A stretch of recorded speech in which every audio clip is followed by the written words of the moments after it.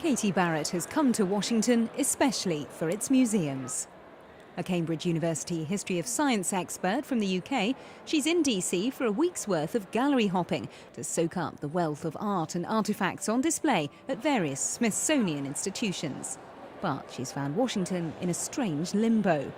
And the chaos on Capitol Hill over a government shutdown has made her trip much more uncertain. Places like the National Gallery of Art have absolutely incredible collections, which some of which you can't see anywhere else. You can't even see comparable examples anywhere else. And it seems a real shame that the government being unable to make a decision does have such a huge effect on something like the National Museums, which so many hundreds of thousands of people come to see every day. Katie's not the only tourist confused and disappointed by the failure to agree on Capitol Hill. A little disappointed, disgruntled at the inability of our government to come to terms with different issues and compromise and work it out for the good of the American people. There's a lot of people that plan their vacation to come to the Smithsonian and all the other government buildings that are here.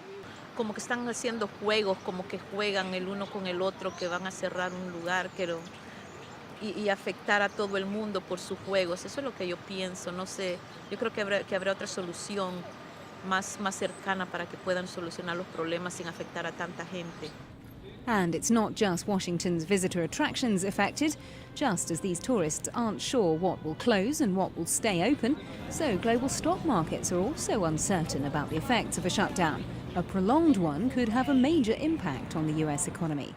Experts say the perception of a weak and vacillating US government is increased by another looming battle over the debt ceiling later in October, spelling double trouble for the US internationally. Well, the markets have already reacted, to what is going on in the US. Even before we have a disagreement or an agreement, the markets went down in Asia, in Europe, in Wall Street, and consequently, this is just an anticipation of what may come in two more weeks with the problem of the debt of the US government. Now, if those two things happen, then we're going to have a very, very bad situation, and the image of the United States will be hurt. In the short term, a US government shutdown leaves museums empty and the National Mall deserted. But in the longer term, it presents a divided image of the US to the world, which it can ill afford. Lorna Shaddick, Channel News Asia, Washington.